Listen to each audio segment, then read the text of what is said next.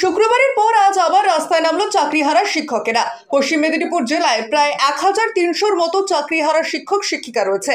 তাদের মধ্যে বেশ কিছু শিক্ষক শিক্ষিকা একত্রিত হয়ে এদিন প্রতিবাদে রাস্তায় নামলো। মেদিনীপুর শহরের কলেজ মাঠে জেলার চাকরিহারা শিক্ষক শিক্ষিকারা একত্রিত হন, আর তারপরে রিং রোড জুড়ে একটি প্রতিবাদ মিছিল করে জেলা শাসকের কার্যালয়ের সামনে রাস্তা অবরোধ করে বিক্ষোভে সামিল হয়েছেন চাকরিহারা শিক্ষকেরা। মানবন্ধনের মধ্য দিয়ে রাস্তা অবরোধ চাকরিহারা শিক্ষক শিক্ষিকাদের।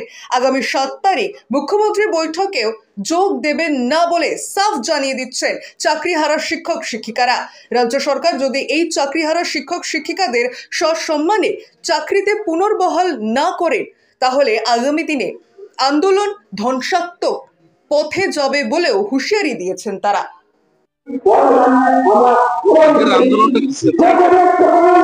আমরা আমাদের যে আমরা যোগ্য আছে, সবাই যোগ্য চাকরি প্রার্থী। প্রত্যেকে আমরা একটা দাবি নিয়ে পথে নামা শুরু করেছি। গতকাল আমরা 30 জন ছিলাম, আজকে 300 জন হয়েছি।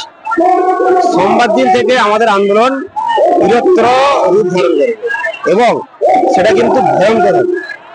আমাদের একটাই দাবি যে আমরা যেরকম সসম্মানে স্কুলে ছিলাম, মমতা ব্যানার্জি আমাদেরকে সেভাবেই রাজ্য সরকার হস্তক্ষেপ করে আমাদেরকে সঠিক জায়গায় আবার আমাদেরকে ফিরে নিয়ে যাক। আমরা কোনো রকম কোনো ভায়োলেন্স করব। আর যদি আমাদের হাত থেকে চক ডাস্টার কেড়ে নেওয়া হয়, তাহলে কিন্তু আমরা কিন্তু হাতে হাত রেখে আর ঘরে কিন্তু চুপচাপ বসে থাকবো না। এই পশ্চিম মেদিনীপুরের বিপ্লবের মাটিতে আমরা এই চাকরির আগে থেকে আন্দোলন শুরু করেছিলাম, আন্দোলন করে চাকরি পেয়েছি। তারও অনেক আমাদের প্রমাণ এখন আমাদের কাছে আছে।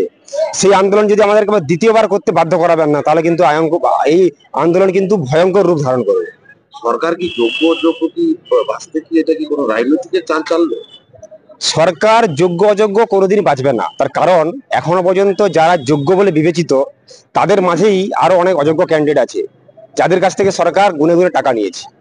যদি ওইটা ডিসক্লোজ হয়ে যায়, সরকার চোর, এটা পুরো সবাই জেনেই যাবে। এখন নিজেদের চুরি ঢাকানোর জন্য আজকে যোগ্যদেরকে অযোগ্যদের সঙ্গে একই বলিতে আমাদেরকে বলি দিল। মুখ্যমন্ত্রী দেখেছেন, আপনাদের সাথে কথা বলা না, আমরা আমাদের সমস্ত সাথীদেরকে বলে দিয়েছি, আবারও বলছি সংবাদ মাধ্যমের মাধ্যমে, আমরা মুখ্যমন্ত্রীর কাছে যাব না।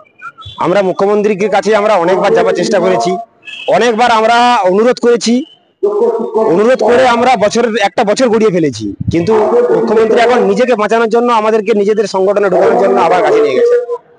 এই প্রলোভনে আমরা আর পা দেব না। আপনার নাম? আমার নাম অভিজিৎ গিরি।